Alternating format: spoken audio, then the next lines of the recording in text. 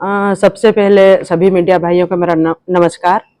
और जिस प्रकार से ये जो कोल इंडिया के द्वारा ये जो CSR का जो फंड रिलीज हुआ है और माननीय कलेक्टर महोदय ने भी जिस प्रकार से कोल इंडिया को लेटर लिखा था 21/2/2025 को, उसके पश्चात नहीं 6/2/2025 को लेटर लिखा था। उसके पश्चात फिर खनिज विभाग के द्वारा भी लेटर लिखा गया निर्माण करने के लिए।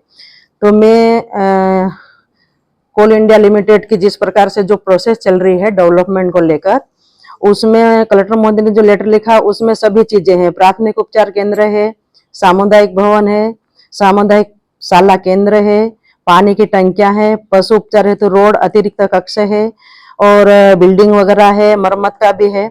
और ये जो जिस जहाँ पे ये डेवलपमेंट होना है वो जैसे चमारबेगड़ा, छोटी खट्टाली और खेरवा। तो हमारा प्रश्न अब ये है कि इसी प्रश्नों को हमने विधानसभा में भी 2 बार लगाया और माननीय मुख्यमंत्री ने हमें आश्वासन दिया था कि कोई भी आदिवासी किसानों की जमीन कभी नहीं छीनी जाएगी, बल्कि 1 इंच भी नहीं छीनेंगे। तो फिर बाद में इसी जगह पे इन 3 गांव में ही ये डेवलपमेंट करने के लिए राशि जारी हुई। तो कहीं न कहीं अब हम सब किसानों के मन में ये एक संशय आ गया कि आखिर अगर कोई निर्माण हो रहा है तो ये निर्माण किस लिए हो रहा है। इससे सीधा सीधा प्रश्न यही है कि अगर खट्टाली चमारबेगड़ा में निर्माण होगा, मतलब ये अब ऐसा लगने लगा कि कोल इंडिया ने कहीं न कहीं कब्जा जमा लिया। तो मैं कलेक्टर महोदय से भी और माननीय हमारे मध्य प्रदेश के मुख्यमंत्री ने जिस प्रकार से जो हमें दिया था वचन कि कोई किसी की जमीन नहीं छीनेगी, वो भी मैं याद दिलाना चाहती हूँ। कलेक्टर महोदय ने जो लेटर लिखा वो भी याद दिला देना चाहती हूँ। और खनिज विभाग ने भी टंकी बनाने के लिए एक लेटर लिखा, वो भी हमारे हाथ में है।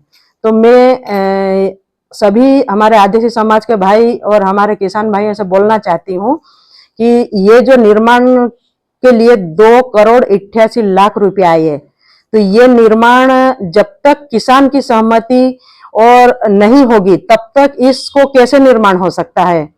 इसलिए मैं सभी से बोलना चाहूंगी कि आप सब सतर्क रहो, हमारी जमीन हमको बचाना है।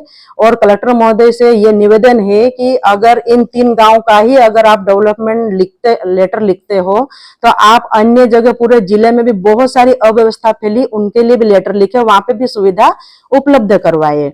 नहीं तो फिर कहीं ना कहीं हमारे आदिवासी समाज के मन में ये भय हो चुका है कि 3 गांव में ही निर्माण क्यों हो रहा है, चाहे सड़क हो, स्वास्थ्य हो, शाला हो, ये सब चीजें जिस प्रकार से ये है, ये चीजें वहीं पे निर्माण क्यों हो रही है, अन्य जगह क्यों नहीं हो रही है। और 2,88,00,000 की जो राशि जारी हुई, तो अब हम सबके लिए थोड़ा टेंशन हो गया है। लेकिन मैं मेरे किसान भाई, मेरे विधानसभा के सभी भाइयों से ये मैं बताना चाहती हूँ कि आपको ज्यादा भयभीत होने की जरूरत नहीं है। हम आदिवासी समाज एक होंगे, सब एक होकर लड़ाई लड़ेंगे और हम हमारी जमीन कभी किसी को नहीं देंगे। और मैं क्षेत्र की सांसद अनीता बेन से भी निवेदन करती हूँ कि आपका भी ये जो लेटर जारी हुआ था, आप भी जरा स्पष्ट करें कि हकीकत क्या है।